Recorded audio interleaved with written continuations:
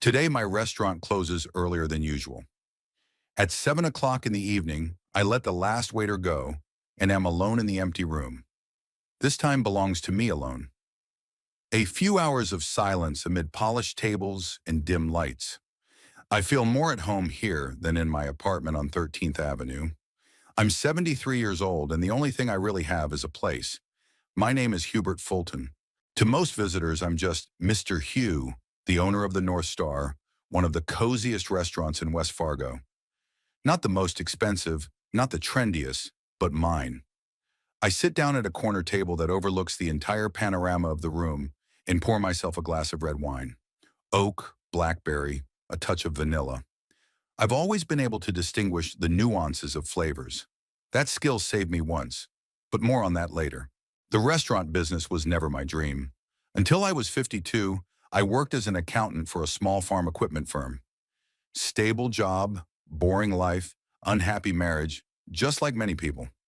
Varen and I were together for almost 30 years.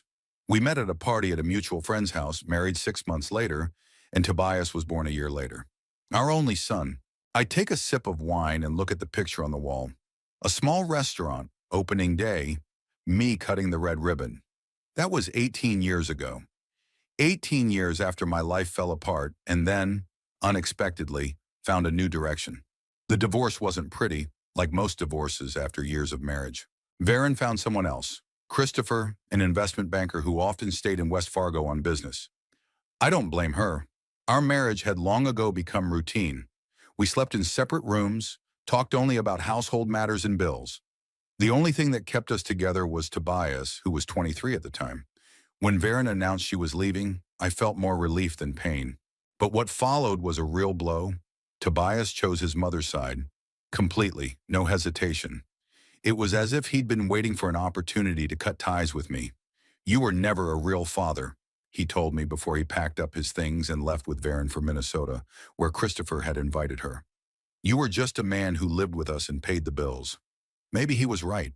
I never knew how to express my feelings. I never knew what to talk to my son about other than his studies and future career. I didn't go to his baseball games because I was working late. I didn't help him with his homework because Varen did it better. I loved my son, but I guess I forgot to tell him that. After they left, I was alone in an empty house with a mortgage and no desire to continue working as an accountant. Something in me had broken, or perhaps something was finally freeing up. Within a month, I quit my job, sold the house, and decided to try something that had always been my secret passion: cooking. I've always loved to cook. When I was young, I even considered chef school, but my parents insisted on a serious education. Now that I had nothing to lose, I enrolled in a cooking class at a local college. I was 53 years old and the oldest student in the group. Some looked at me with pity, others with curiosity, but I didn't care.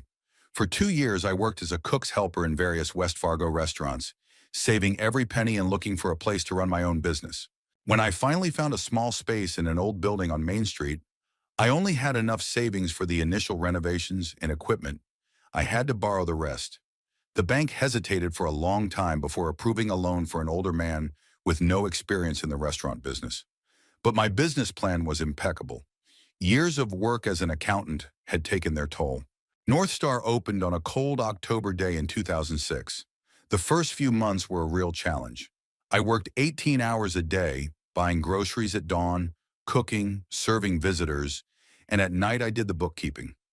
Several times I was on the verge of bankruptcy, but gradually the restaurant began to acquire regular customers.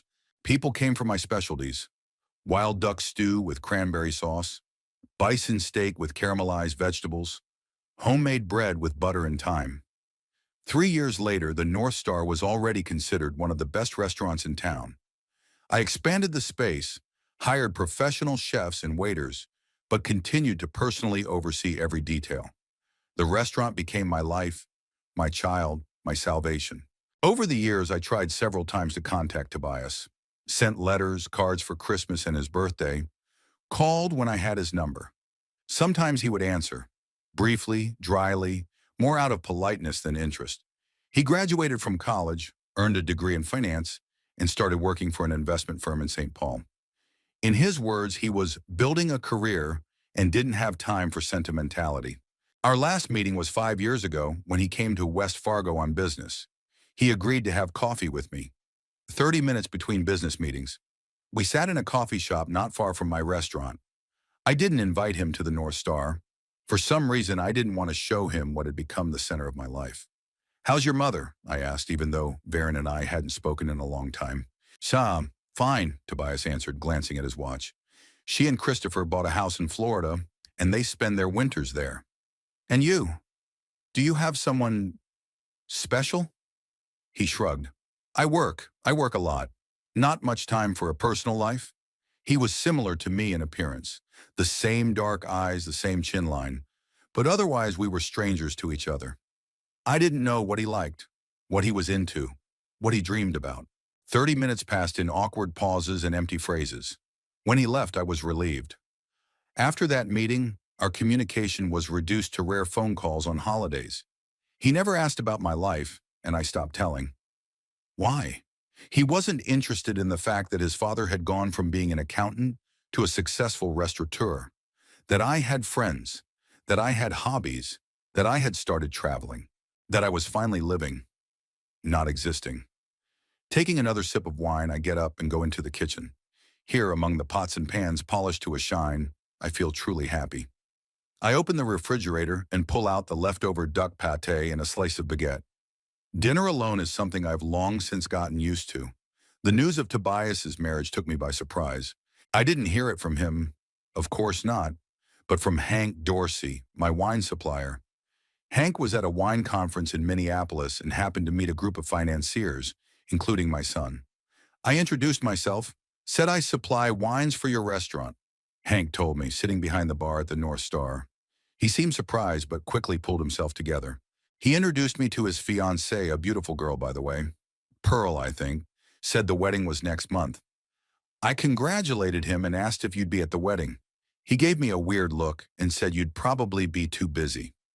I felt something tighten in my chest. My son is getting married and I find out about it by accident, from a stranger. He didn't even see fit to invite me or even let me know. "Do you know anything about his fiancée?" I asked, trying not to show how hurt I was. Hank shook his head. "Only that she's from some rich family. The Addingtons, if I'm not mistaken. I think her father owns a hotel chain or something." I nodded and poured us each another glass of wine. We talked about the new shipment of Bordeaux, the upcoming wine festival, everything but my son and his upcoming wedding. When Hank left, I sat alone in the empty restaurant for a long time. Why had Tobias kept such an important event in his life from me? Was his resentment so deep, or was it something else? Maybe he was ashamed of me in front of his fiancée and her parents. A former accountant who owned a small restaurant in a provincial town, not the most impressive father for a man who apparently aspired to enter the upper class. I pulled out my phone and looked at Tobias's contact. The last time we'd spoken was on Christmas Day, a brief, formal conversation. I almost pressed the call button but stopped. What am I going to tell him? That I know about his wedding from a stranger? That I was hurt by his silence? No, that would only make things worse. Instead, I sent a short message. "Congratulations on your upcoming wedding. Be happy." He didn't reply. Over the next few days, I tried to find out more about the Addington family. It turned out that they actually owned a chain of boutique hotels in the Midwest. Edmund Addington was a respected businessman, and his wife Rosalind was involved in philanthropy. Their daughter Pearl had graduated from a prestigious college with a degree in art history. I tried to imagine how Tobias would fit into this family. My son had always sought recognition, status. Perhaps Pearl Addington and her family were not only a love for him, but a way for him to climb the social ladder. The wedding took place in mid-June. I learned about it from a short article in the society section of the local newspaper. There was a picture of Tobias in a tuxedo and Pearl in an elegant white dress. They looked happy. I cut out the note and put it in a desk drawer in my office. That afternoon, I closed the restaurant earlier than usual and went home. For the first time in years, I felt the weight of my loneliness. I had a successful business, respect in the city, a few close friends. But on the most important day in my only son's life, I wasn't invited. I was a stranger. That night, I couldn't sleep for a long time. I thought about how things might have turned out differently if I had been a different father. If I had talked to Tobias more, taken more interest in his life, shown my love more, if I hadn't let resentment and pride come between us after the divorce. In the morning, I made a decision. I had to try again. I couldn't change the past, but maybe I could build at least some semblance of a relationship in the future. My son had gotten married and had a new life. Maybe this was a chance for us to start over too. It was 2 weeks after Tobias's wedding before I plucked up the courage to call him. It was a Sunday, the restaurant was closed, and I was sitting on the balcony of my apartment watching the neighborhood kids play in the courtyard. The phone lay in front of me like a silent reproach. I had been putting off this call for far too long. Dialing the number, I took a deep breath.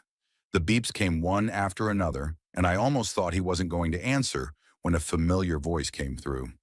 "Hello." Tobias sounded surprised, as if he hadn't expected to see my number on the screen of his phone. "Hello, Tobias." "It's Dad," I said, trying to keep my voice as casual as possible. "How are you?" There was a short pause. I could almost see him frowning, trying to figure out why I'd called. "I'm fine," he finally answered. "A lot of work." "I wanted to congratulate you on your marriage," I continued. "I hope you and Pearl are happy." "Thank you," he replied dryly. "We're fine." The conversation didn't go well. Every word was difficult, as if we were speaking different languages through a bad translator. "I'd like to meet your wife," I said, turning to the main purpose of the call. "Maybe you could come to West Fargo for the weekend." "I could cook dinner." "Now's not a good time," Tobias interrupted me. "We have a lot to do after the wedding. Besides, I'm busy at work." "Of course I understand," I said, swallowing my disappointment. "Maybe in a month? Or I could come to your place." "I don't think that's a good idea." His voice got harder. "Look, Dad, I appreciate the call, but I've got to go. We have company." And he hung up before I could say anything back. I sat there with the phone in my hand, feeling like I'd been kicked in the butt. That was it, our whole conversation. Not a word about why he hadn't invited me to the wedding. Not a single question about my life. Nothing but a polite refusal and a hurried goodbye. I put the phone away and went back into the apartment. There was a newspaper on the table with a note about the wedding that I had cut out. I looked again at the picture of my son and his wife. They looked like the perfect couple. Young, beautiful, successful. What could an old man from a country town add to their lives? I made my next attempt 3 weeks later. This time I called on a weekday during my lunch break. Tobias answered after the fifth ring, and I could tell from the background noise that he was in a restaurant or cafe. "Dad? What's wrong?" There was concern in his voice. "Nothing's wrong," I hastened to reassure him. "I just wanted to see how you were doing." He sighed, and I could imagine him rolling his eyes. "I'm fine, working." "How's Pearl?" I asked, trying to keep the conversation going. "Are you settled in from your honeymoon?" "Yeah, I'm fine," he answered briefly. "Look, I'm at a business lunch right now, so I can't talk long." "Of course I understand." I tried not to show my disappointment. "Maybe we could talk at a more convenient time. I'd like to hear about your new family." "Dad," Tobias interrupted me, "I'm very busy right now. New project, important clients. Let's call later, okay?" "Okay," I agreed. "What time would be convenient for you?" "I'll call," he said, but we both knew that wasn't going to happen. "I gotta go, bye." Again the short beeps. I hung up feeling bitter and resentful. My son didn't want to talk to me for even a few minutes. What had I done to deserve this attitude? Was divorcing his mother such an unforgivable sin? I knew I had to leave him alone. Let him live his life. But something inside me wouldn't let me give up. Perhaps it was senile sentimentality, or the thought that life is finite, and one day it would be too late to right a wrong. Over the next 2 months, I called Tobias several more times. Each conversation was short and awkward. He was always too busy, always call back later. I tried to find out about his life, about his work, about Pearl, but all I got were one-word answers and promises to talk another time. One day, after a particularly short and cold conversation, I decided to look up information about the Addington family on the internet. I'm not particularly friendly with computers, but over the years of running a business, I've learned how to find the information I need. The Addingtons turned out to be even more influential than I realized. Edmund Addington was more than just a hotel chain owner. He was on the board of directors of several major companies, was active in state politics, and had connections in the highest business circles. His wife Rosalind headed a charitable foundation supporting educational programs for gifted children. Pearl was their only daughter, a graduate of a prestigious university. Judging from photos on social media, she was involved in the arts and organizing charity events. In one of the photos, she was standing next to Tobias at some formal reception, both of them in evening gowns, with glasses of champagne surrounded by elegant people. I stared at that picture for a long time. My son looked like a different person, confident, successful, belonging to a world I knew only from movies and newspapers. No wonder he didn't want to introduce his new family to his small-town restaurateur father. The thought hurt, but I couldn't push it away. Tobias was ashamed of me, ashamed of my humble business, my background, my simplicity. For a man who had built a career in the world of finance and was trying to enter high society through marriage to the daughter of a powerful businessman, I was an uncomfortable reminder of his less than brilliant past. For the next few weeks, I immersed myself in my work, trying not to think about my son. The restaurant required constant attention, a new menu for the fall season, replacing some of the equipment, training new staff. It helped distract me from thoughts of a broken relationship with his only child. But one evening, as I was closing the restaurant after a long day, I got a call from an old friend, Norman Barkley. We had met a few years ago when he came to West Fargo on business and happened to wander into the North Star. Since then, he's been a regular customer and friend whenever he's in town. "Hugh, my friend," his loud voice filled the receiver. "How are you doing? I'll be in West Fargo this Friday. Make a reservation for me." Norman, I was genuinely excited by his call. "Sure, I'll have a table waiting for you. The usual for two." "This time for four," he answered. "I'm coming with business associates. By the way, you won't believe who I just met in Chicago." "Your son." I froze, clutching my phone. "Tobias? Where?" "At a financial conference. He was representing his company. Smart guy, he'll go far. He was with his wife, very nice girl, and her parents, big shots, I gather." "Did you, talk to him?" I asked, not knowing if I wanted to hear the answer. "Of course I have. I've known him since he was a kid. Remember when we went fishing when he was about 10 years old?" Norman laughed. "I told him I was a regular at your restaurant and that you make the best steak in the state. Do you know what he replied?" I was silent, waiting for him to continue. "He said he was glad you were doing well, but that you didn't see each other much." And then he quickly changed the subject. It was a little weird, to be honest. I pressed my lips together, feeling the bitterness rising inside. "Yeah, we haven't been very close lately." "I'm sorry to hear that." Norman sounded sympathetic. "He seems like a successful young man. His father-in-law seems to be helping him with his career. They obviously have a close relationship." After that conversation, I couldn't sleep for a long time.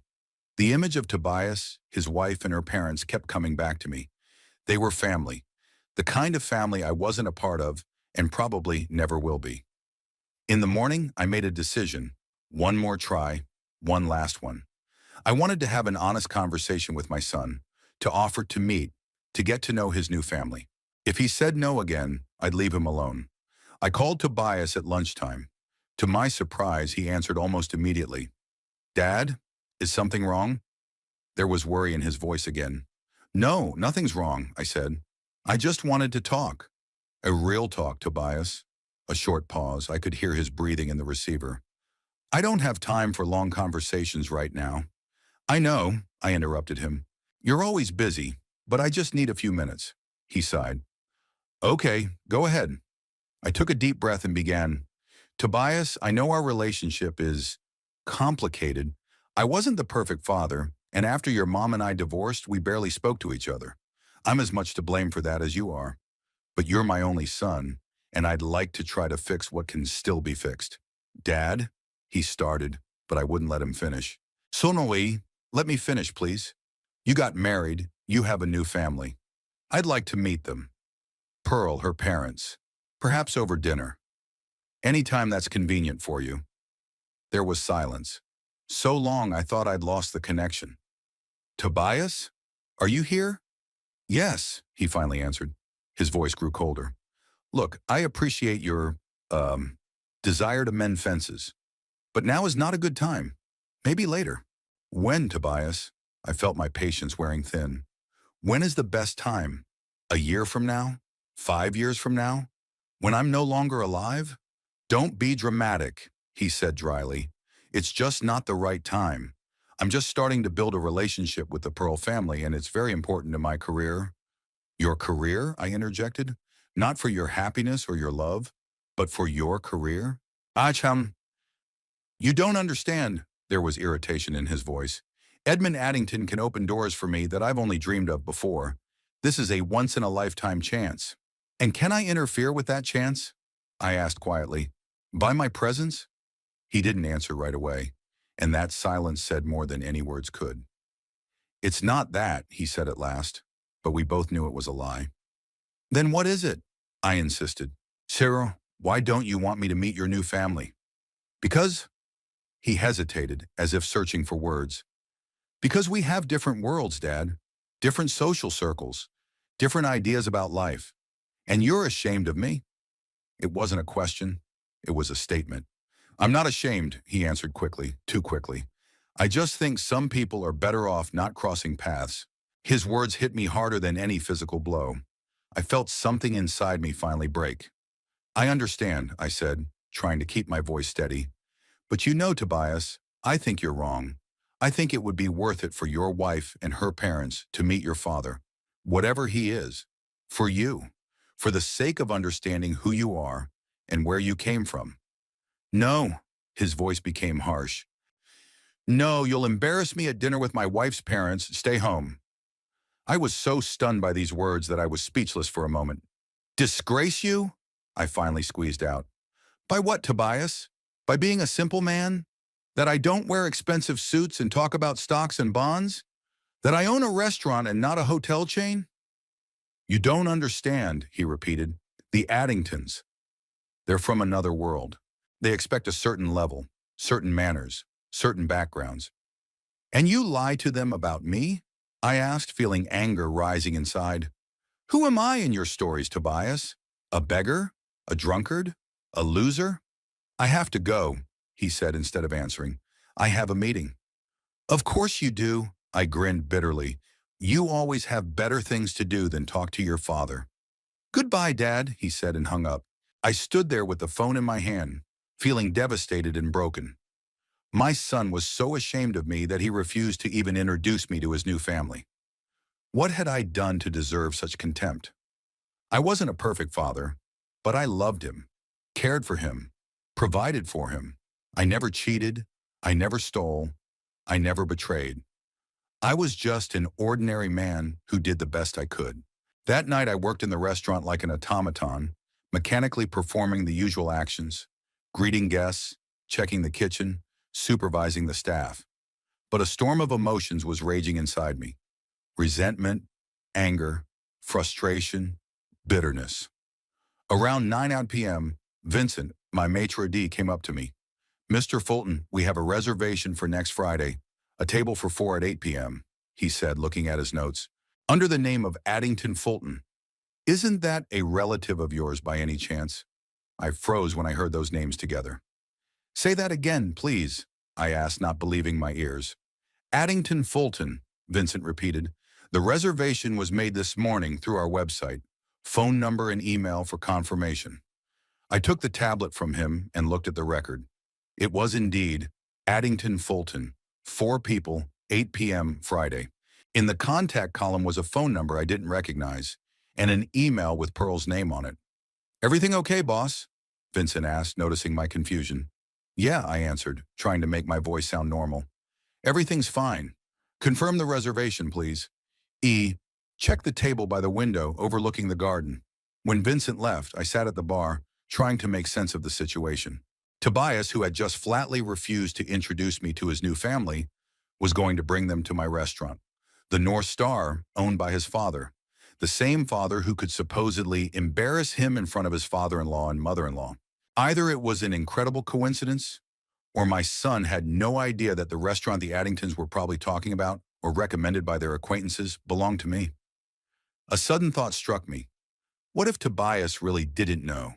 What if, in all these years, he had never once inquired into my life enough to find out what I was doing? What if he still thought of me as the same accountant who lived from paycheck to paycheck and struggled to make ends meet after the divorce? The thought was both painful and strangely liberating. If Tobias really didn't know about my business, about what I'd accomplished over the years, then his reluctance to introduce me to the Addingtons might have a very different reason than I'd realized. Not because I wasn't rich enough or successful enough for their circle. It was because he genuinely thought I was a failure, a man with no accomplishments or prospects, someone who could only tarnish his image in the eyes of his new family. And now they were going to come to my restaurant, to book a table in an establishment that I had built from scratch, that I was proud of, that had become the purpose and meaning of my life after my divorce. What should I have done? Cancel the reservation on some pretext? Pretend to be sick that night and not show up at the restaurant? Or a sudden thought occurred to me, a thought that made me smile for the first time in this long, hard day. What if I was just there? What if I greeted the guests personally, like I do with all the important clients?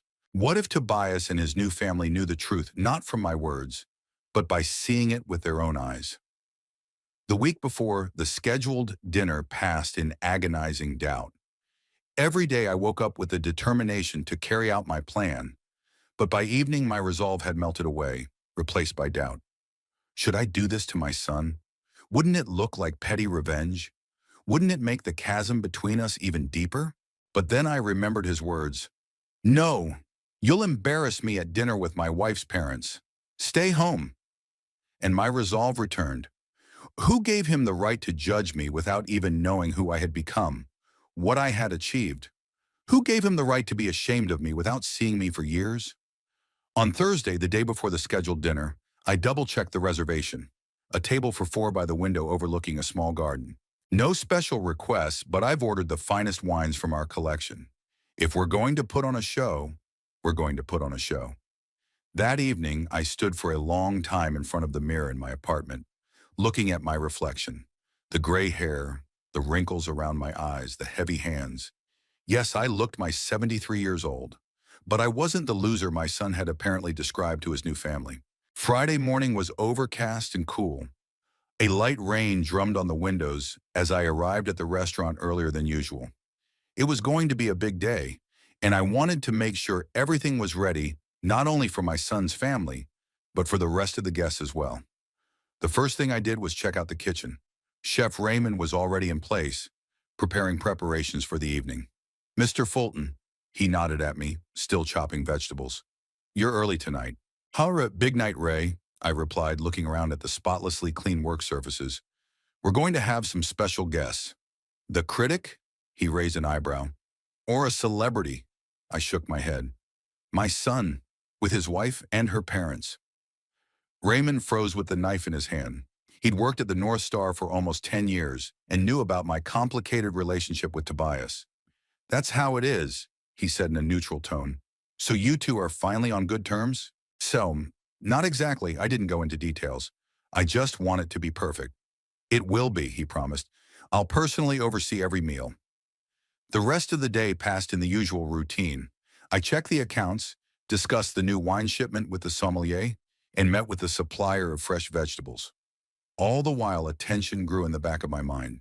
I tried to imagine how the evening would go, how Tobias and his companions would look when I approached their table. By 6 p.m., the restaurant began to fill with its first customers. Friday was always a busy day, and by 7 o'clock, almost every table was occupied. I was standing at the entrance, greeting the guests, when Vincent said quietly, "The Addington Fulton table has confirmed the reservation. They'll be in at 8, as planned." I nodded, feeling my heart begin to beat faster. It was an hour to meet my son in his new family. By 7:30, I'd changed into my best suit, a navy blue suit with a barely there stripe and an off-white shirt. I tied on my favorite burgundy wine tie, a gift from the staff for my 70th birthday. Looked at myself in the office mirror and took a deep breath. I looked decent, not like a millionaire or an aristocrat, but like a man who knew his worth and was proud of what he'd achieved. At exactly 8 o'clock, Vincent came up to me. "They're here, Mr. Fulton, your son's family." I nodded. "Show them to the table. I'll watch from the kitchen." This was not part of our normal routine. I usually greeted important guests personally, but today I wanted to see them first, to observe from the outside. From the ajar kitchen door, I could see the table by the window. Vincent led 4 men through the hall.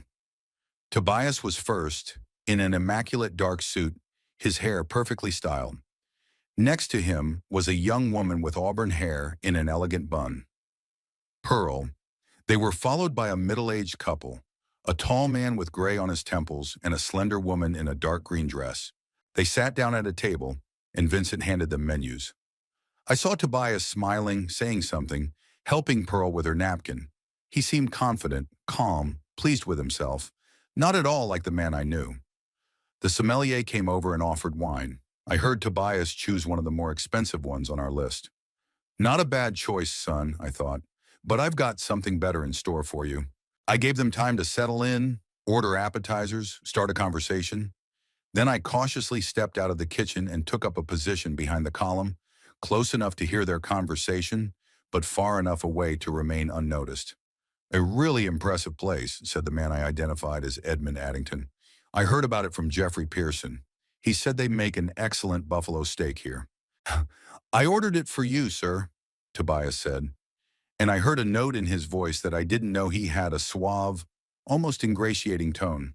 I'm sure you'll like it. Tobias always knows the best places, said the woman. Rosalind Addington. Last time he was in Chicago, he found such a charming Italian restaurant. What was it called, dear? Primavera, Tobias answered.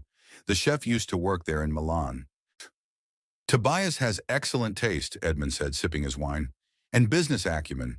I was impressed with his proposals for reorganizing the investment portfolio of our Eastern chain. Dad, Pearl said softly, we agreed not to talk about work today. Of course, dear, Edmund nodded. I just wanted to say that your choice of husband does us honor. Not every young man could have climbed the career ladder so quickly, starting from scratch. Tobias smiled modestly. It's all thanks to hard work, and of course, Pearl's support. And your education, Rosalind added. The economics department at the University of Minnesota is a serious school. I felt a wave of bitterness rising inside me. I remembered saving money to pay for Tobias's college education, working overtime to put money aside for his education. And now he was sitting here, accepting compliments as if he'd accomplished everything on his own, with no help from anyone. By the way, Pearl said, turning to her husband, you haven't talked about your father in a long time. How's he doing? I froze, listening. This was the moment of truth. Tobias frowned slightly. Not very well, I'm afraid. You know, after he divorced my mother, he couldn't find himself. He's still working at the same accounting job, barely making ends meet. I felt the blood rush to my face. So that's the story he told about his father? A poor loser stuck in the same job, unable to move on? That's so sad, Rosalind said sympathetically.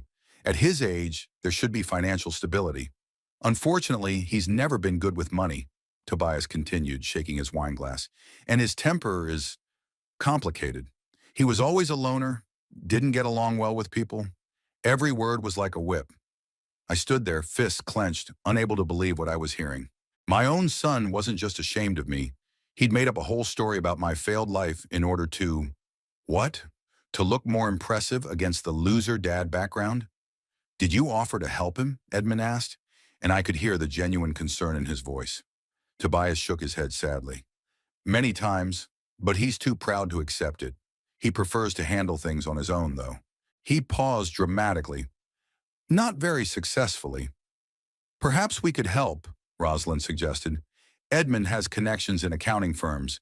Maybe there's a better place. I appreciate your kindness, Tobias replied, but I'm afraid it's no use. Well, let's just say he's not one to accept change. He prefers to live in the past. It's a pity we can't meet him, Pearl said. I'm sure he's an interesting man, in spite of his difficulties. Believe me, Tobias squeezed her hand lightly. It's not a good idea. He doesn't fit in very well with the company. Besides, usually by late afternoon, he's already not in the best shape. I see what he was implying, that I drink. Me, who in my entire life never been drunk more than 3 or 4 times in my entire life. Edmund nodded understandingly. Alcohol is the bane of many single men of his generation. It's sad. Chickadee, yes, Tobias sighed. But I try not to judge him.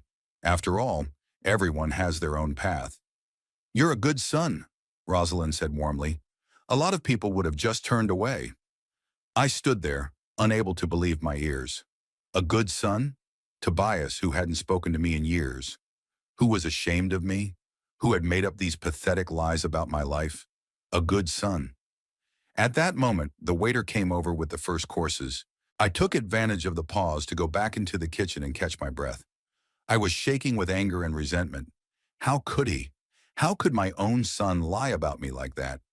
Use me as a pathetic backdrop for his made-up image? Mr. Fulton? Raymond looked at me with concern. Are you all right? I shook my head. No, Ray, I'm not okay at all, but I will be soon. Is there something wrong with the guests? He asked, nodding toward the hall. Everything's wrong, I answered, but I'll fix it. Are the hot dishes ready for table 7? In 10 minutes, he answered. Good, I took a deep breath. I'll serve them myself. Raymond raised his eyebrows in surprise but said nothing. I rarely serve tables personally, only on special occasions. I spent the next 10 minutes gathering my thoughts and calming down. Anger was giving way to cold determination. I wasn't going to make a scene or cause a scandal. I just wanted to restore the truth, to show the Addingtons that reality was nothing like my son had described it. When the hot dishes were ready, I helped the waiters place them on the serving cart and wheeled it to table 7. As I approached them, I could feel my heart beating faster and faster, but I remained outwardly calm. I approached the table with a professional smile. Good evening. Your main courses. Tobias looked up from his wine glass and froze. His face paled as rapidly as if he had seen a ghost. Pearl looked at me curiously, then at her husband, noticing his reaction. Is something wrong, darling? She asked. Tobias opened his mouth but couldn't get a word out. I took advantage of the moment and began setting out the dishes. Not sure so. Buffalo steak with caramelized vegetables for you, sir, I said, setting the plate in front of Edmund. Duck breast with orange sauce for Madam. This is for Rosalind. Grilled salmon with fennel for the lovely lady. I smiled at Pearl. And finally, lamb with rosemary and garlic for... I looked directly into Tobias's eyes. For my son. There was silence. A deep, ringing silence in which even the air seemed to freeze. Pearl shifted her gaze from Tobias to me, her eyes widening in surprise. Rosalind pressed her palm to her lips. Edmund straightened, watching intently.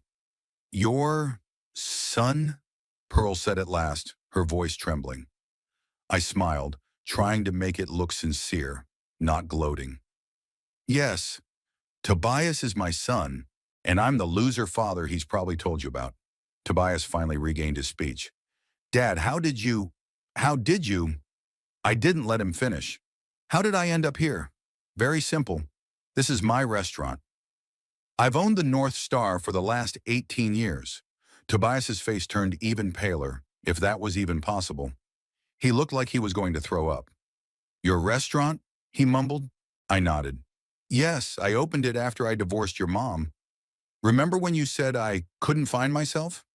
Well, it turns out I did find myself after all. Edmund Addington cleared his throat. I think we should introduce ourselves. I'm Edmund Addington, Father Pearl. Hubert Fulton. I shook his outstretched hand. It's a pleasure to finally meet you. Likewise, he replied, glancing quickly at Tobias. I must say, your restaurant has gotten excellent recommendations from my business associates. Thank you, I nodded. We do our best. Pearl was still staring at me wide-eyed. So you're the owner of this restaurant, not an accountant with financial problems? I shook my head. I was an accountant years ago, but after my divorce, I decided to make a drastic change in my life. I've always loved cooking, so I opened a restaurant. Financial problems. Well, they happened in the early years, but for the last 15 years, things had been going pretty well. Tobias stared at his plate without looking up. His shoulders were tense, his fists clenched. Rosalind Addington finally broke the awkward pause. Mr. Fulton, perhaps you'd like to join us. I think we all have something to talk about. I thought for a moment. My original plan had been to simply reveal the truth and walk away, leaving Tobias to explain himself. But Rosalind's invitation had been sincere, and I really wanted to get to know them better. I'd love to, I replied, but I'm afraid I have a lot to do in the kitchen. Perhaps after dinner? Of course, Edmund nodded. We'll be waiting for you. I turned to leave but stopped and looked at them again. By the way, um, I deliberately pause, savoring the moment. How do you like the food in my restaurant? Tobias flinched as if from a blow. Pearl smiled uncertainly. Everything looks delicious, Mr. Fulton. I'm sure we'll love it. I hope so, I bowed slightly. Enjoy your meal. I turned and walked away, feeling the eyes of all four of them on me. There were muffled voices in the back of my head. It sounded like Pearl was saying something angry to Tobias. I didn't turn around. My mission was accomplished. In the kitchen, I leaned against the wall, feeling my knees shake. The adrenaline drained away, leaving a strange emptiness. I'd done what I'd planned, revealed the truth, showed Tobias and his new family that reality didn't match the pathetic story he'd made up about me. But I felt no victory, only bitterness and fatigue. After I left, I didn't return to the gym for about half an hour. I needed time to gather my thoughts, to calm down, to decide what to do next. On the one hand, I'd gotten what I wanted. I'd shown Tobias and his new family that I wasn't the loser he thought I was. On the other hand, I felt no joy or satisfaction from this little revenge. Only emptiness and bitterness. As I busied myself in the kitchen, I peered at the table through the small window in the door. Tobias looked like he was on pins and needles. He barely touched his food, talking and gesticulating as if trying to explain the situation. Pearl seemed restrained and frustrated. She nodded occasionally, but mostly just stared at her plate. Edmund and Rosalind were more relaxed. They ate, occasionally exchanging short remarks. Finally, when the main courses were finished and the waiter cleared away the plates, I decided it was time to go back. I had to finish what I started, no matter how hard it was. As I approached the table, I noticed Tobias's shoulders tense. He saw me out of the corner of his eye and stiffened. Pearl straightened, her face aloof but polite. Edmund, on the other hand, smiled and even stood up to greet me. "Ah, Mr. Fulton," he said. "We were just talking about your restaurant. I must say the food is excellent, especially the buffalo steak." "I'm glad you enjoyed it," I said, stopping at a vacant chair. "May I join you?" "Of course," Edmund gestured to a chair. "I've been meaning to ask you about how you started the business." I sat down, trying not to look at Tobias. My son sat with his fists clenched under the table, his face a mask of cold politeness, but his eyes a storm of emotion. "It's a long story," I said, accepting the cup of coffee the waiter had brought. "We have time," Rosalind smiled softly. "Besides, this is a family reunion, isn't it? Albeit somewhat unusual." "Yes, it is." I couldn't help the irony in my voice. And considering that until tonight I hadn't even realized that my son was planning to bring his new family to my restaurant. Tobias finally spoke, his voice strained. "I didn't know it was your restaurant, Dad. One of Edmund's co-workers recommended the North Star." "Yeah?" I had no idea. "Obviously," I looked him straight in the eye. "Otherwise you'd have chosen somewhere else, right?" He didn't answer, but his cheeks flashed red.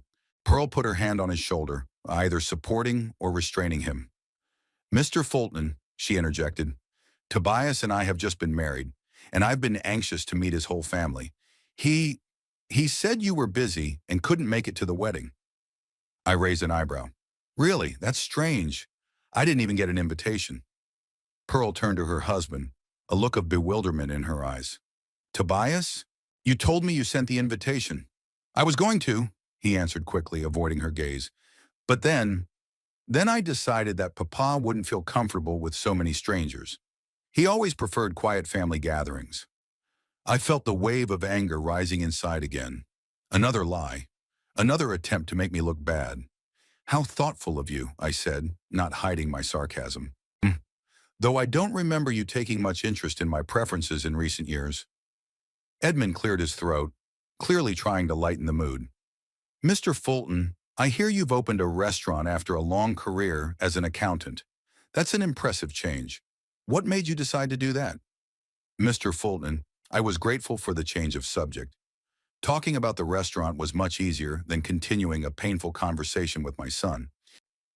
After my divorce, I realized it was time to make a change in my life," I answered. "I've always loved cooking, so I decided to try my hand at the restaurant business. Of course, it was difficult without experience, but I think my accounting skills helped. At least I always knew how much we were spending and earning." Edmund laughed. That's an important advantage. Many restaurants go bankrupt because of poor financial planning. I'm quite right, I nodded. The first 2 years were particularly difficult. I was on the verge of bankruptcy several times. But then things picked up. We found our niche, simple but quality food made from local produce. It shows. Rosalind raised her wine glass. It's a beautiful place, cozy, with character, not like those faceless chain restaurants. Thank you, I smiled at her. We try to create a special atmosphere. Tobias sat as if on hot coals. He barely touched his glass, avoided looking at me, and there was an expression on his face that I couldn't read, a mixture of anger, shame, and maybe fear. How many restaurants do you have? Edmund asked, obviously genuinely interested. Only one, I answered. There were offers to open branches in other cities, but I preferred to focus on quality rather than expansion. Besides, I glanced at Tobias unintentionally, I don't have any children to continue the family business. Tobias finally looked at me, and in his gaze I saw pain. For a moment I felt sorry for him, but then I remembered all the things he'd made up about me. All the years of neglect and pity was replaced by cold determination. Interesting, Edmund said, tapping his fingers on the table. You know, I own a chain of boutique hotels in the Midwest. Some of them lack a good restaurant. Perhaps we could discuss a potential partnership. Dad, Pearl interrupted him with a quick glance at Tobias. Maybe this isn't a good time for business negotiations. Edmund glanced at his son-in-law and nodded. Of course, dear. You're right. Mr. Fulton, I beg your pardon. It's a professional habit to look everywhere for business opportunities. That's all right, I smiled. I'm flattered by your interest. Rosalind leaned toward me. Mr. Fulton, I have to ask. Tobias tells me that after the divorce you were all alone. Do you, no partner? No one close to you? I shook my head. No, Mrs. Addington. I didn't remarry. There have been relationships, but nothing serious. The restaurant takes up most of my time and energy. That's a pity, she smiled genuinely. You seem like a very interesting man. Rosalind? Edmund frowned playfully. You're embarrassing our new friend. Not at all, I laughed. Compliments are always nice, especially from such a charming woman. The atmosphere began to lighten a little. Everyone, except Tobias, relaxed and even began to joke. My son, on the other hand, was on pins and needles, looking from me to Pearl as if he were waiting for some kind of disaster. So, Pearl said after a short pause, Tobias said you hadn't spoken to each other in years. Is that true? I nodded. Unfortunately, yes. After his divorce from his mother, our paths parted. Tobias chose his mother's side, which is understandable. She was always closer to him. But why didn't you try to mend the relationship later? She asked, and there was genuine bewilderment in her voice. I sighed. I tried, many times, but Tobias was always busy. Career, studying, moving around. That's not quite true, Tobias said at last. His voice sounded strained but firm. You've never really tried to be a part of my life. Even before the divorce, you were always immersed in your work, always distant. Maybe you're right, I admitted. I wasn't the perfect father. Too much work, too little talk about my feelings. That's my fault, and I admit it. But after the divorce, I tried to change. I tried to connect. And you've already given up on me. Because you betrayed us, Tobias exclaimed, and several heads at neighboring tables turned in our direction. He lowered his voice. You betrayed our family when you let Mom go off with someone else. I shook my head. Tobias, you were an adult when your mother and I divorced. You should have realized that our marriage had long since become a formality. We were both unhappy, and I didn't let her go. She made her choice, and so did you. What's that supposed to mean? His eyes narrowed. That you made a choice too, I answered calmly. You chose her side without trying to understand mine. You blame me for everything without asking a single question, and then you ignored my attempts to repair the relationship for years. Tobias opened his mouth to object, but Pearl put her hand on his shoulder. Darling, maybe this isn't the best time for this conversation. She cast an apologetic glance at her parents. We could discuss it later in a more private setting. There's nothing to discuss. Tobias cut her off, pushing her hand away. He set this whole thing up on purpose. Humiliated me in front of you. I shook my head. I didn't set anyone up, Tobias. I didn't know you were coming to my restaurant until I saw the reservation in your name. And as for the humiliation, I paused to collect my thoughts. Didn't you humiliate me by making up a story about a poor, hapless father with an alcohol problem? Tobias turned pale. You overheard our conversation? Not on purpose, I answered, but I heard enough to realize the image you'd created in the eyes of your new family. Edmund cleared his throat. I think we all need to take a deep breath. Family relationships can be difficult, and obviously you both have your resentments and frustrations. But perhaps now is not the best time. No, it's the right time, Tobias interrupted him.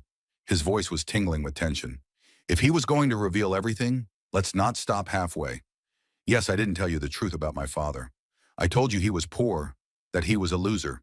And you know why? Because I was ashamed. Ashamed that my father was a man who didn't even try to fight for his family, who let it fall apart and then ran off to his fantasies about the restaurant business instead of trying to fix it. I felt a wave of anger rising inside, but I forced myself to speak calmly. Tobias, you're distorting the facts. I didn't run away from anything. Your mother chose to leave you for another man, and I respected her choice. What was I supposed to do? Beg her to stay in a marriage that's long dead? Lock her in the house. And as for fantasizing about the restaurant business, you're sitting in that fantasy right now, and it seems quite real. Enough! Tobias jumped up from his seat. I'm not going to sit here and listen to this. Come on, Pearl, we're leaving.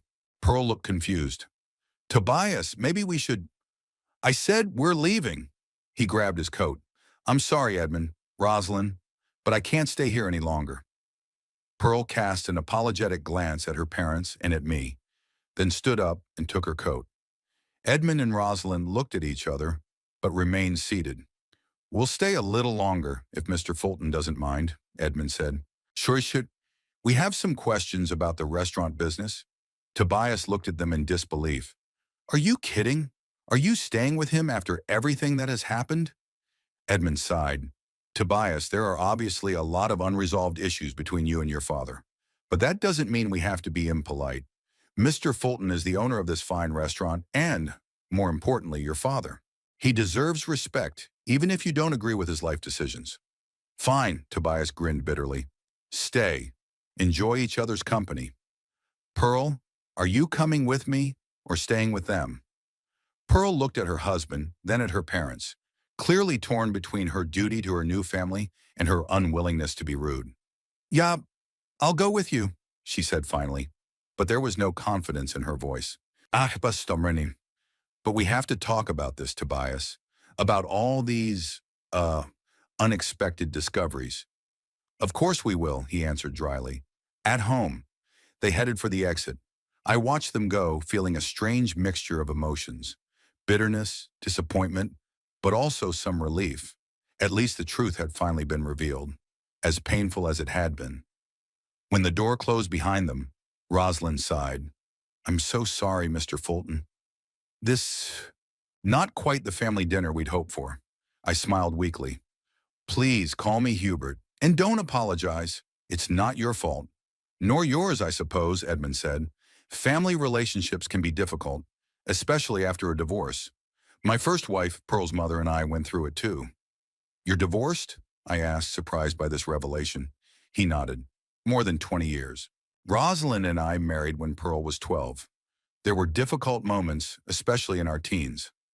Pearl blamed me for everything at one time too.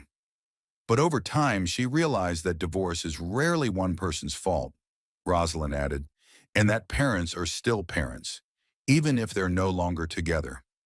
I felt the tension that had been gripping me all evening begin to release. These people understood the situation much better than I had realized. Thank you for understanding, I said sincerely. Admittedly, I hadn't expected the evening to end in such a civilized. Edmund laughed. Well, it's not over yet. I see you have a fine wine list. Perhaps you could recommend something special for dessert? The next hour passed in a surprisingly pleasant conversation. We talked about the restaurant business, the hotel industry, travel, wine. Edmund proved to be a knowledgeable conversationalist and a real connoisseur of good food. Rosalind, more reserved at first, gradually joined the conversation too, talking about the charitable projects she was involved in. I ordered a special dessert for us, a pear baked with blue cheese and walnuts, covered with honey sauce. It was accompanied by a glass of sauterne, a sweet French wine with notes of apricot and honey. Delicious. Rosalind closed her eyes, savoring the dessert. Just delicious. I agree, Edmund nodded. Hubert, I wasn't kidding about the partnership. I do have a few hotels that lack a good restaurant. If you're interested in expanding your business, we could discuss the possibilities. I was surprised by this offer. That's very interesting, Edmund. But won't it cause problems with Tobias? He's obviously not thrilled with me. Edmund shook his head. Business is business. And as for Tobias, give him time to cool off. He had a shock today. He found out that his father was not the man he thought he was, or perhaps the man he wanted others to think he was. He's got a lot of rethinking to do. And Pearl will help him, Rosalind added. She is a sensible girl, in spite of her young age, and she has a great appreciation of family, the whole family. She seems a fine young woman, I said. Tobias has made a good choice. We think so too, Rosalind smiled. And you know what? I think that deep down Tobias is proud of you. It's just hard for him to admit it, especially after all these years of creating a very different image of himself. I wanted to believe it, but I doubted it. The anger in Tobias's eyes, his harsh words, everything said that reconciliation, if it was possible at all, would be a long and difficult process. When the dessert was finished and the bill was paid, despite my protests, Edmund insisted on paying, we went outside. The night was cool but clear, the stars shining brightly in the dark sky. Thank you for a lovely evening, in spite of circumstances, Edmund said, shaking my hand. I'll be in touch about that business proposition. I'll be waiting, I nodded. And thank you for your understanding and diplomacy. Life has taught me that, he smiled. By the way, here's my business card. It has my personal phone number. Rosalind shook my hand warmly. It was very nice to meet you, Hubert. I hope we'll see each other again. I hope so too, I replied sincerely. When they left, I stood outside the restaurant for a long time, looking up at the starry sky. This evening was not what I had expected. I had planned a little revenge, and what I got was, what? A new beginning? Or a final breakup with my son? Time would tell. But one thing I knew for sure, I would no longer live out other people's ideas of me. Not my son's, not anyone else's. I was Hubert Fulton, owner of the North Star, a man who had built a new life from the rubble of an old one. And I was proud of that, even if my own son couldn't or wouldn't share that pride. 3 days had passed since that memorable evening, and I hadn't heard from Tobias. I tried calling him twice, but both times the call went to voicemail. I hadn't left a message. What could I say? I'm sorry for ruining the loser father image you created. I'm sorry I turned out to be a successful businessman instead of a miserable drunk. On Monday, I worked at the restaurant since early morning, checking grocery deliveries and discussing new dishes for the fall menu with the chef. Work has always been my salvation, a way to not think about personal problems. But this time, even the usual worries couldn't distract me from thinking about my son. Every time the front door opened, I involuntarily looked up, hoping to see Tobias. It was silly. Why would he come back here after such a humiliation? But part of me still hoped he'd come, that we'd finally have a real conversation. Instead, there was a message from Edmund Addington, a short, business-like message, asking me to meet next week to discuss a possible partnership. I replied in the affirmative, though my thoughts were not at all on business. On Tuesday, I tried calling Tobias again, and again without success. It was beginning to resemble our usual relationship. I call, he ignores. Only now it was different. He now knew the truth about me, and that only seemed to increase his desire to stay away. On Wednesday, around 3 o'clock in the afternoon, when the restaurant had already closed after the lunch hour and was preparing for the evening shift, Vincent informed me that someone wanted to see me. A young woman, he said, peering into my office. She says she's your sister-in-law. I froze, not believing my ears. Pearl? Here? Alone? Sokkonom. Take her into the small hall, I said, quickly tidying up. and bring her tea or coffee, whichever she prefers. The small room was in a separate wing of the restaurant, used for private functions. It was empty now, the perfect place for a conversation that I sensed would be difficult. Pearl was sitting at a table by the window, looking out onto a small patio with a fountain. She was wearing a simple beige dress and minimal jewelry, just her wedding ring and small pearl earrings. She looked tired and a little stressed. Pearl, I smiled as I entered the hall. What a nice surprise. She stood up and held out her hand. Mr. Fulton, thank you for seeing me. I know I came unannounced. Please call me Hubert. I shook her hand. Huh, and you need no warning. You're always welcome here. We sat down and Vincent appeared with a tray with a teapot and 2 cups. I ordered tea for both of us, Pearl said. I hope you don't mind. Good idea, I nodded, pouring the flavored drink into the cups. How did you find your way here? Is Tobias with you? She shook her head. No, he doesn't know I'm here. He would disapprove. I nodded understandingly. Is he still angry? Angry, she sighed. Hurt. Embarrassed. All of the above. I understand, I answered quietly. That night was unexpected for everyone, especially for him. Pearl took a sip of her tea. Tobias has always been a very proud man. It was very important to him what others thought of him. And what happened on Friday, it was humiliating, I finished for her. I know, and part of me regrets it. But only part. She looked up at me with scrutinizing eyes. Why did you do that? Why didn't you just call him beforehand? Tell him it was your restaurant. I thought for a moment, searching for the words. It was an important question, and I had to answer honestly. I was originally going to do that, I began. But then I heard him telling you and your parents about me. That story about the poor, failing father with the alcohol problem. I shook my head. It was too much. Not just a lie, but betrayal. He'd used me as part of his made-up success story, and I felt an anger I hadn't felt in a long time. Pearl lowered her eyes. He didn't just tell that story that night. He's been telling it for years to everyone who knows him.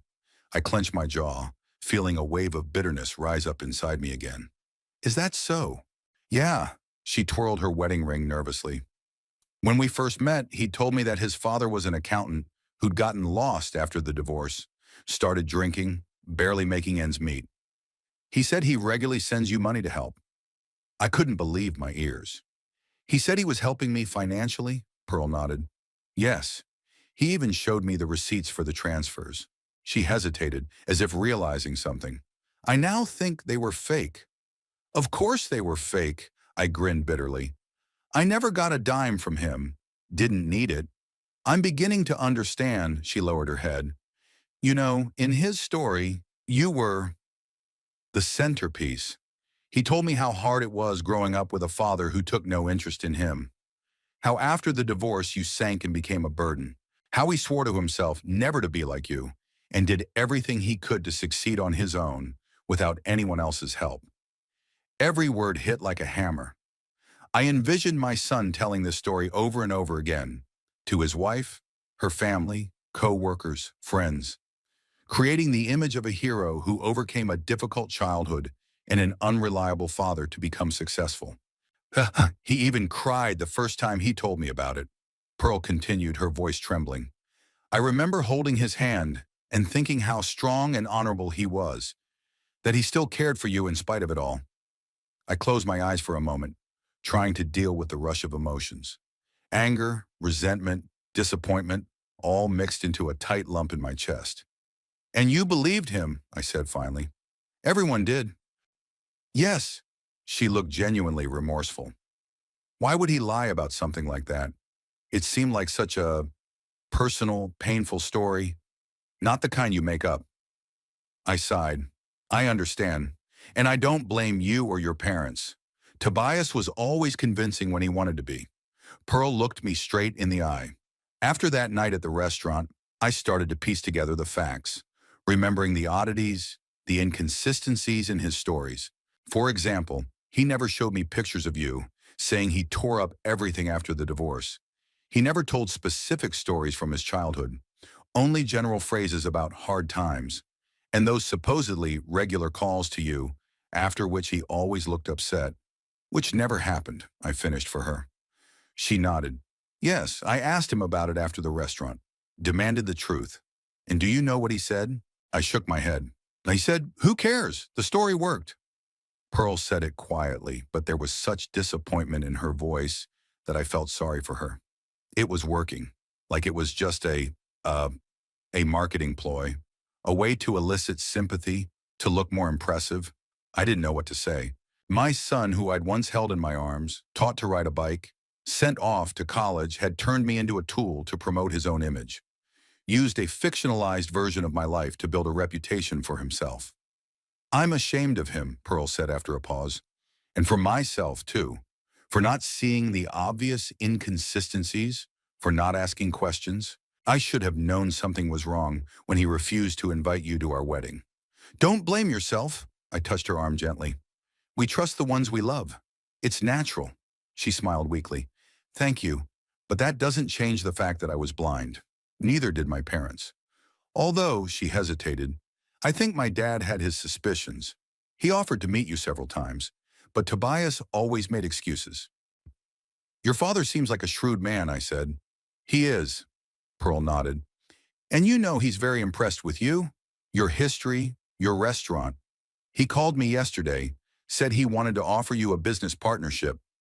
Yes, he's already contacted me, I smiled. We agreed to meet next week. Pearl was silent, twirling her cup in her hands.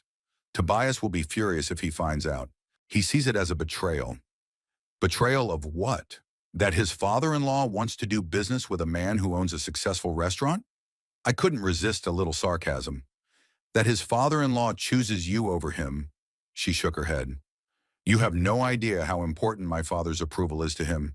He sees Papa as a figure to be conformed to prove his worth. And now that Dad's interested in you, it hurts his ego, I finished, beginning to understand. Tobias had always been ambitious, always wanted to be the best, to get all the awards, all the accolades. But I never thought that this trait would turn into this. Pearl looked out the window at the jets of the fountain glistening in the afternoon sunlight. You know what the saddest part is? He's a really talented man. Smart, hardworking, great business sense. He didn't need to make up a story about overcoming a difficult childhood to impress people. His real accomplishments spoke for themselves. I nodded, feeling a strange mixture of pride and sadness. Yes, he's always been capable. Even in high school, his teachers recognized his potential. I remember how proud I was of his first successes, of him going to university. Did you help him with his studies? Pearl asked. Of course I did. Paid for college, helped with housing. That was before the divorce, but even afterward, I kept sending money for his education. His mother couldn't afford it on her own, despite her new husband's support. Pearl looked shocked. He never said anything about it. On the contrary, he claimed that he paid for his education by working several jobs at the same time. I felt the bitterness rising inside me again. That's not true. He had a part-time job in the summer, but it was barely enough to cover his expenses. I paid all the bills. We were silent, each of us absorbed in our own thoughts. I tried to make sense of what I'd learned. Tobias wasn't just ashamed of me or distant because of the divorce. He'd built his new life, his image, on lies about me, on a made-up story of getting over. Why did you come here today, Pearl? I finally asked. What do you want? She folded her hands on the table, gathering her thoughts. First, I wanted to apologize. For myself, for Tobias, for the way things turned out. You didn't deserve to have your life twisted like that. Thank you, I nodded. It means a lot. And also, she hesitated. I'd like to know the real story. About you, about Tobias, about your family. I think I have a right to know what I really married into. It was a fair request, and I began to tell. About my marriage to Varen, about the birth of Tobias, about the years when we were a family. Not perfect, but real. About my job as an accountant, which provided stability but no fulfillment. About how Varen and I had drifted apart until we were almost strangers, living under the same roof. About her decision to leave for another man. About the divorce. About Tobias choosing his mother's side. I talked about the emptiness and despair I felt after they left. About the decision to change my life. About cooking classes. About my first steps in the restaurant business. About the hardships. The mistakes, the near bankruptcies, and finally the success of North Star. All this time I tried to keep in touch with Tobias, I said, finishing my story. I called, wrote, tried to meet him, but he was always busy or not in the mood. After a few years of these attempts, I started calling less often. And when he moved and changed his number without telling me the new one, I realized he didn't want me in his life. Pearl listened attentively, not interrupting. When I finished, she was silent for a long time, as if digesting what I'd heard. "It's a different story from the one I knew," she said at last. "Different than the one everyone who talks to Tobias knows." I shrugged. "It's a true story. Not heroic, not dramatic, just life with all its ups and downs." "What do we do now?" she asked, and there was uncertainty in her voice. "I don't know how to live with someone who lied so long and convincingly about something so important." I sighed. "That's for you to decide, Pearl. I can't give you advice about your marriage. All I can say is that Tobias, despite all this, remains my son, and I think that deep down he is a good man who has lost his way somewhere." She smiled wryly. "Off track is a good definition. He's so entangled in his lies that I think he's starting to believe them himself." "It happens," I nodded. "Sometimes a lie we repeat long enough becomes the truth." Pearl finished her tea and put the cup back on the saucer. "I have to go. Tobias will be looking for me if I'm late." "Will you tell him you were here?" I asked. She paused, thinking, "Not today, but soon, yes. We have much to discuss." All of this, she put her hand around, referring not only to the restaurant, but to the whole situation, cannot go without repercussions. I walked her to the door, feeling strangely relieved by our conversation. For the first time in a long time, I felt like I was actually being listened to, that my side of the story mattered. "Thank you for coming, Pearl," I said, shaking her hand, "and thank you for listening." She hugged me in surprise. "No, thank you. For being honest. For not hating Tobias, despite everything he'd done. For accepting me today." I hugged her back, tears welling up in my eyes. In that moment, she seemed more than just my son's wife, but a member of the family I hadn't had in so long. "Take care of yourself," I said when she pulled away. "And know that you're always welcome here, no matter how things turn out between Tobias and me."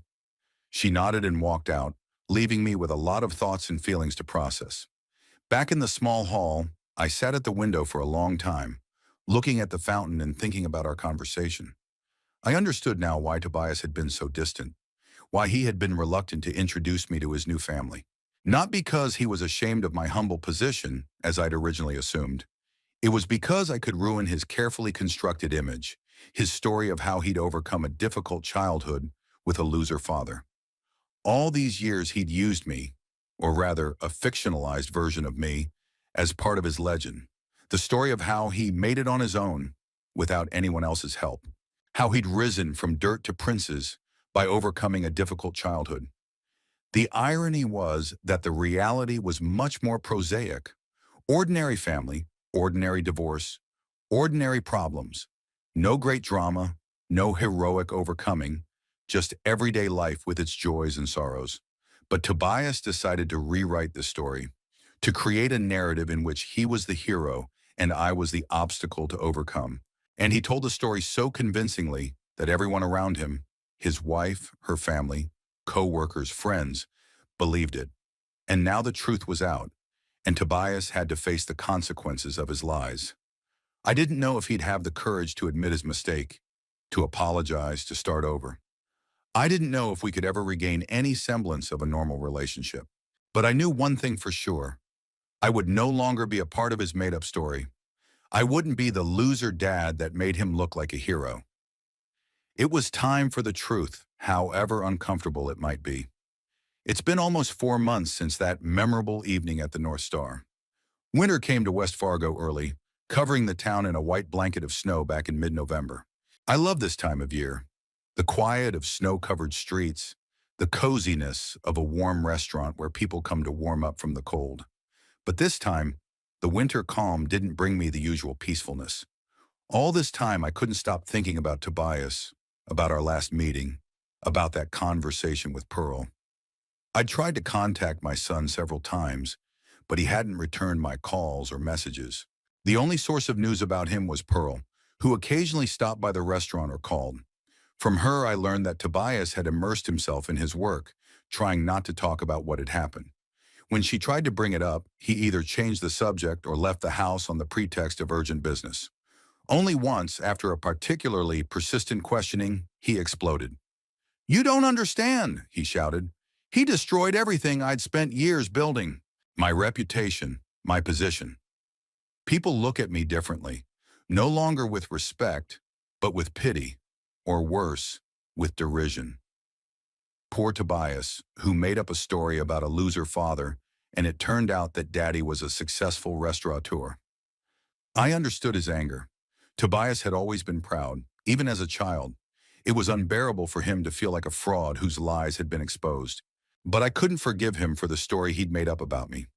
I couldn't forget how he had used a fictionalized version of my life to build a reputation for himself as a man who had risen from the dirt to the dukes. As time went on, our estrangement only intensified. I'd been used to living without my son for years, but now, after learning the truth about his attitude toward me, I felt a new pain, the pain of betrayal that was different from simple sadness for a lost relationship. In late November, I met with Edmund Addington. We spent the whole day discussing his proposal for a partnership. He wanted me to open a branch of the North Star in one of his boutique hotels in Madison, Wisconsin. It was an enticing project, a new city, new opportunities, a new page in my life. "You won't regret it, Hubert," Edmund said, showing pictures of the hotel, an elegant colonial-style building with ample room for a restaurant. "The Madison House is one of the best hotels in town, but it lacks a good restaurant. Your concept would fit in perfectly." I looked at the photos, listened to his plans, studied the numbers, and felt interest slowly ignite inside. I turned down several offers to expand my business over the years, preferring to focus on my one and only restaurant in West Fargo. But now something was different. Perhaps it had to do with recent events, with the realization that my life here was largely defined by the hope of someday reconnecting with my son, a hope that now seemed more elusive than ever. "I'll think about it," I said to Edmund at the end of the meeting. "This is a big decision. I need time." He nodded understandingly. "Of course, but don't take too long. Opportunities like this don't come along every day." After he left, I sat in my office for a long time, staring at the snow-covered city outside the window. West Fargo had been my home for most of my life. I was born here, raised here, married here, raised my son here. It's also where I went through a divorce, started over, built a successful business. Leaving here meant leaving behind not only a place, but an important part of myself. On the other hand, what was keeping me here now? The North Star could run without my day-to-day involvement. I had a great team that I trusted. I didn't have many friends, and it was possible to keep in touch with them from a distance. And Tobias? He'd made it clear he didn't want me in his life. Maybe the distance between us would be good for both of us. In early December, an event occurred that shook me to the core. Pearl came into the restaurant, and I could tell by the look on her face that she brought important news. "Hubert," she said, sitting down opposite me in the familiar small room, "I have some news." "Yeah, we—" She took a deep breath. "I'm pregnant. You're about to become a grandfather." I froze, unable to believe my ears. A grandfather? Me? It seemed so unreal, so unexpected. It's, it's wonderful," I finally squeezed out, tears welling up in my eyes. "When?" "June," she smiled. "The doctor says it's going well." "And Tobias? Is he happy?" Her smile became a little strained. "Yes, he's happy. He's always wanted children. But what?" She hesitated, searching for words. "He doesn't want you to be involved in the child's life. At least not yet. He said he needed time to forgive you." I felt something inside me snap. Not to see your grandson or granddaughter? Not to hold in his arms, not to see his first steps, not to hear his first words. "Forgive me," I grinned bitterly. "For what? Because I didn't fit the image of a loser he'd created?" Pearl shook her head. "He sees it differently. He thinks you deliberately humiliated him in front of my family, that you could have warned him in advance about the restaurant. But you chose public exposure. I didn't argue. Maybe she was right. Maybe I really could have done things differently. But then that night, when I heard my son telling his new family about me as a pathetic drunk, I didn't think about the consequences. I just wanted to restore the truth. I'm sorry about what happened, I said finally. But I can't change the past. And I can't make Tobias forgive me if he's not ready. Pearl took my hand. I know, and believe me, I'm on your side. I'm trying to convince him that a child should know his grandfather. That family isn't just the people we have a perfect relationship with. I squeezed her hand in return, grateful for those words. Thank you, Pearl. That means a lot to me. Congratulations. You're going to be a great mom. After she left, I sat in my office for a long time, digesting the news. A grandson or a granddaughter, a new life, a new family member who may never know me. It was a bitter pill. That night, I made a decision. I called Edmund Addington and told him I was accepting his offer. I would go to Madison and open a branch of the North Star. I would start a new chapter of my life in a new city, among new people. The next few weeks were busy. I prepared the restaurant for my extended absence, appointed Raymond as temporary manager, discussed with my lawyer the legal details of my partnership with Addington. I sold my apartment and found a small house in Madison, not far from the hotel where the new restaurant was to open. All this time, I couldn't stop thinking about Tobias, about his future child, about the fact that I was leaving without even saying goodbye to my son. A few times I wanted to call him, but each time I put the phone off. What could I say? What words could undo what had happened between us? On the last day before I left, I decided to write a letter. The old-fashioned way, but for some reason it felt right. I sat down at the desk in my empty office and took out pen and paper. Dear Tobias, I began, and the two words already seemed awkward, out of place. When was the last time we were truly dear to each other? But I continued writing, letting the words flow freely, not thinking too much about each phrase. By the time you read this letter, I will already be in Madison. I have accepted Edmund Addington's offer to open a branch of the North Star in one of his hotels. It's a new start for me, a new chapter of life. I've been thinking a lot about what happened between us, about that evening in the restaurant, the lies you told about me for years, the anger and resentment we both feel. I won't say I understand your motives, I don't. I won't say I forgive, I don't know if I can ever fully forgive. But I want you to know that despite all of this, I love you. You are my son, and nothing will change that. I learned from Pearl that I'm going to be a grandfather soon. This news made me both happy and sad at the same time. Happy because a new life is always a miracle. Sad because I may never get to meet this child, see him grow up, or hear him call me grandpa. I'm not leaving because I'm giving up or running away from my problems. I'm leaving because sometimes distance is the only way to give both parties space to heal. You and I are both stubborn, both proud, both unable to admit our mistakes. Perhaps time and distance will help us see things in a different light. I'm leaving you in charge of the North Star in West Fargo. The legal documents are ready and waiting for your signature from my attorney. The restaurant will stay in the family, even if you and I are never a family in the full sense of the word again. I'm not asking you to forgive me or understand me. I'm not asking you to repair the relationship or let me be a part of your child's life. I just want you to know that the door will always be open. If ever you decide you're ready to talk, I'll be waiting. Love, your father, Hubert. I reread the letter several times, wondering if it was too sentimental, too frank. But then I decided to leave it as it was. After all, these were my real feelings, unadorned and unadorned. I sealed the letter in an envelope and asked Pearl to give it to Tobias after I left. She promised to do so and wished me luck in my new place. I'll keep you posted about the baby, she said, hugging me goodbye. And who knows, maybe one day we'll all be able to gather around the same table. I smiled, but inside I felt it was unlikely. Tobias had inherited my stubbornness, and if he was determined to cut me out of his life, he wasn't likely to change his mind anytime soon. My last day in West Fargo was snowy and cold. I walked the familiar streets, said goodbye to neighbors and friends, and visited places that were dear to me one last time. In the evening, I hosted a farewell dinner for the staff of the North Star, people who had become my second family over the years. Raymond made a toast in my honor, and I saw tears in the eyes of some of the staff. They gave me gifts, wished me luck, promised to come to Madison when the new restaurant opened. This is not goodbye, I told them. It's just a new chapter for all of us. But deep down, I knew it was really goodbye for me. To the city, to the restaurant, to the life I've built here.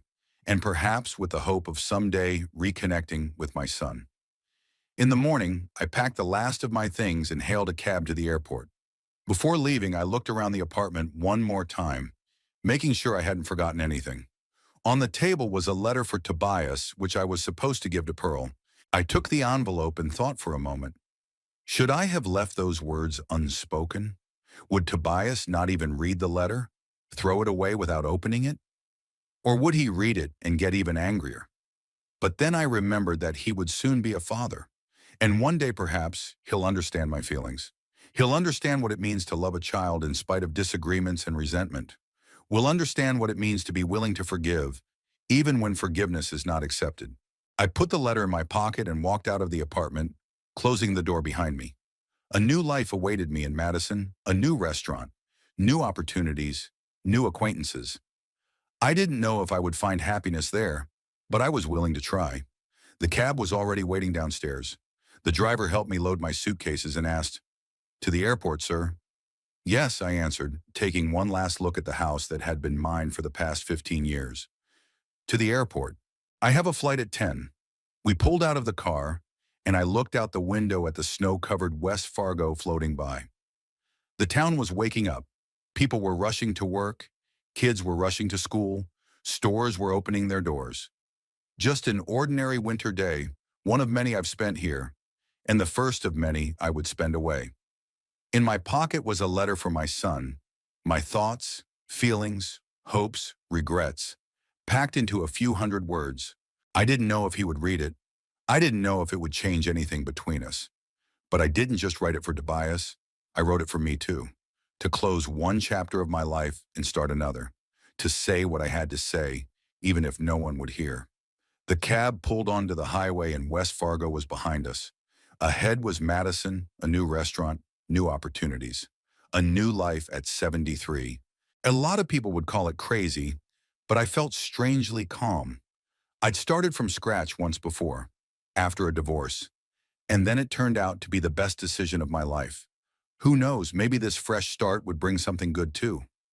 I closed my eyes thinking about the future, about the restaurant that would open in the spring, about a grandson or granddaughter who will be born in the summer, perhaps never recognizing their grandfather. About a son who, somewhere far behind, is reading, or not reading, my letter. Life went on with all its twists and turns, disappointments, and unexpected joys. And I was ready for the next chapter, whatever it turned out to be.